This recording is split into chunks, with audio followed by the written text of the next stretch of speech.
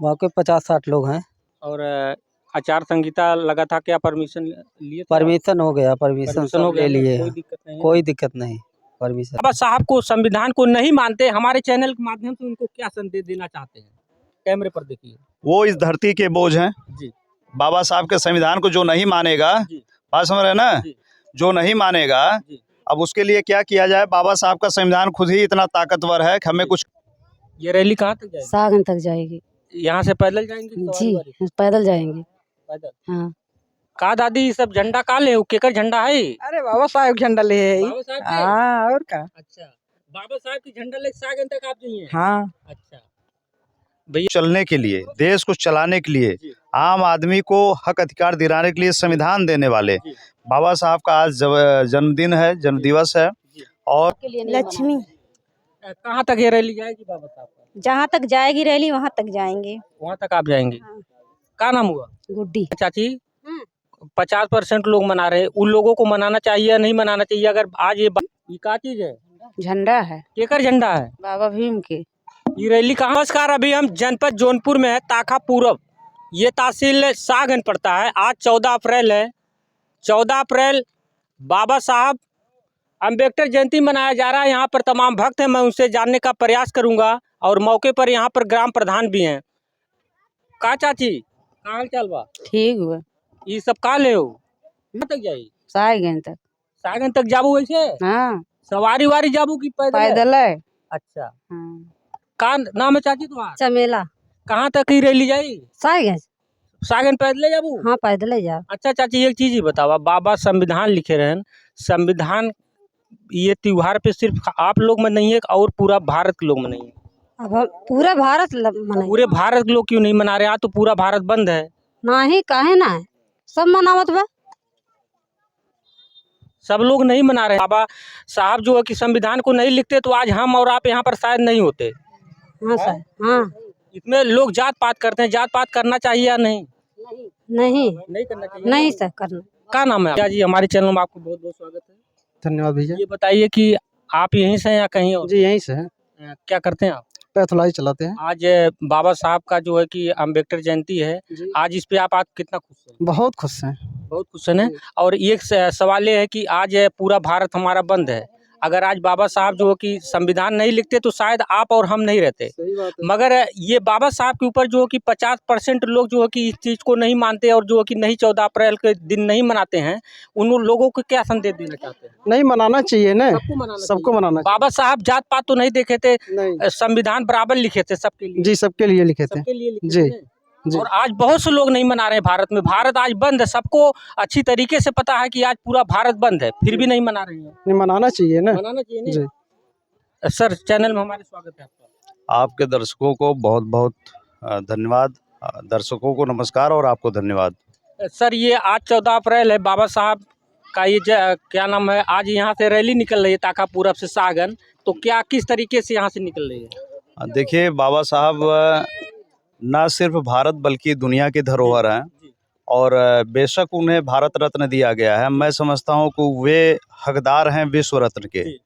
और जो विश्व रत्न हो, जिसने इस देश की लगभग 85% आबादी को, जिसने जो कभी एक समय में देखा जाए तो कोई गूंगा कहा जाता था, कोई बहरा कहा जाता था, हाँ, कोई कुछ कहा जाता था, तो मैं एक साफ शब्दों में कहना चाह रहा हूँ, इस देश के गूंगों को, वैचारिक गूंगों को, इस देश के वैचारिक बहरों को, गूंगों को जुबान, वैचारिक बहरों को कान, और इस देश को मैं समझता हूं कि आज भारत का एक एक नागरिक, 1 करोड़ 40 लाख लोग, 140 करोड़ लोग इस संविधान को आज मना रहे हैं, संविधान दिवस के रूप में मना रहे हैं, बाबा साहब डॉक्टर अम्बेडकर की जयंती के रूप में मना रहे हैं।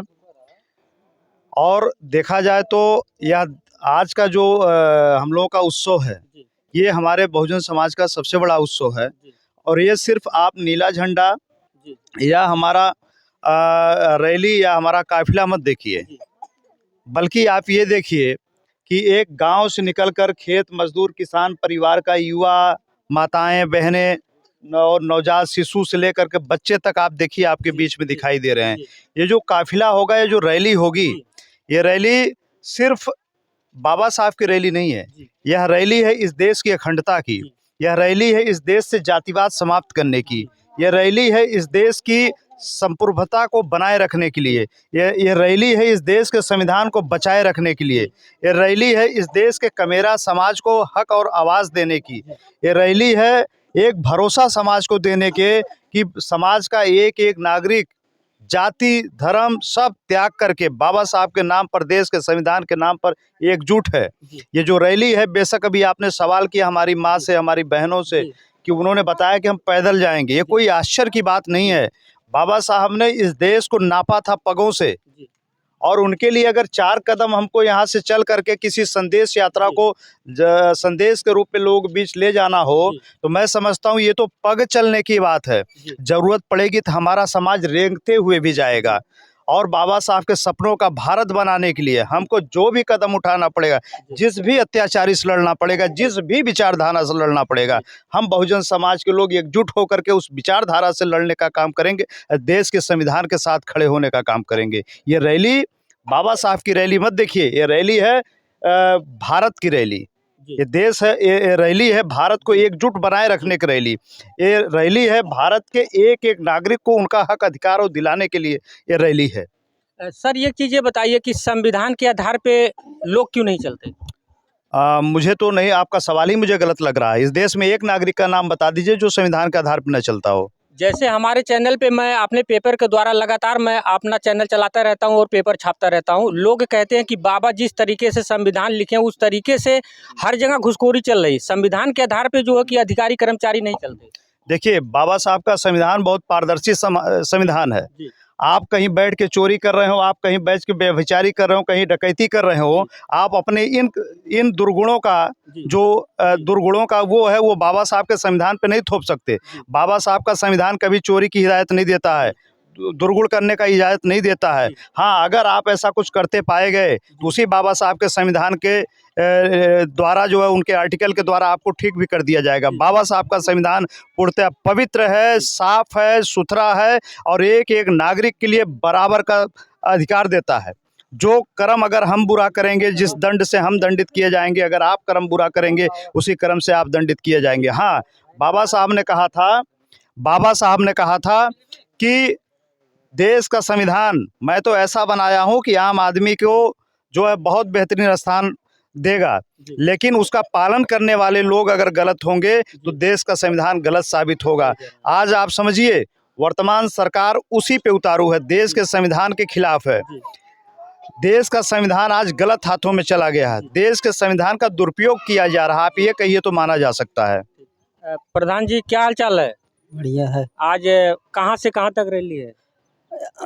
यहाँ से शाहगंज तक जाना है, चिड़िया बस्ती ताका पूरब से। जी, ये बताइए यहाँ पर कितने लोग मौके पर होंगे? हो गया।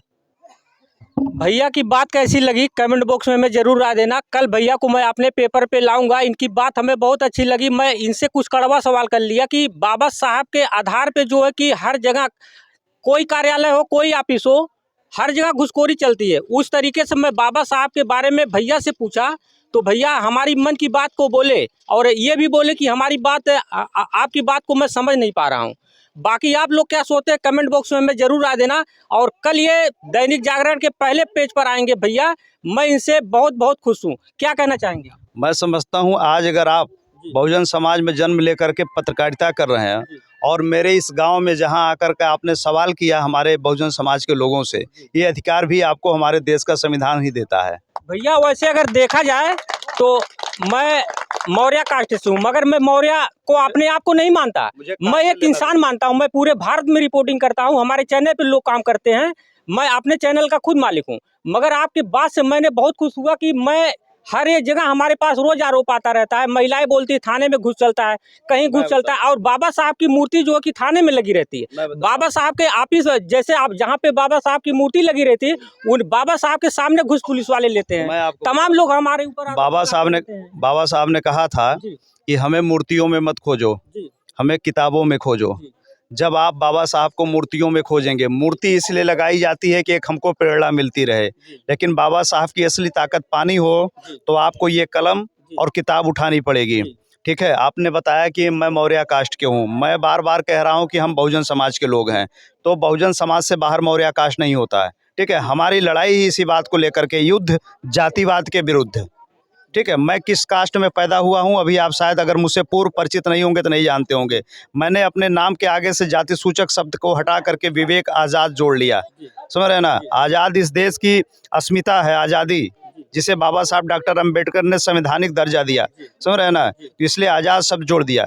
मैं आपसे भी निवेदन करूंगा कि अगर इस देश के संविधान को मानते हैं, इस देश की अस्मिता को मानते हैं, तो कहीं ना कहीं जाति सूचक शब्दों का इस्तेमाल करने से हमको बचना होगा। देश के एक एक नागरिक को इस बात का एहसास करना होगा कि हम मानव मानव एक समान है, किसी जाति व्यवस्था से नहीं है। हम बहुजन समाज के लोग इस देश के मूल निवासी हैं, इस देश की धरोहर है। इस देश का संविधान बाबा साहब की विचारधारा के आधार पर लागू 100% किए जाने का हमारा संकल्प होना चाहिए। हमें संकल्प लेना चाहिए देश के संविधान का।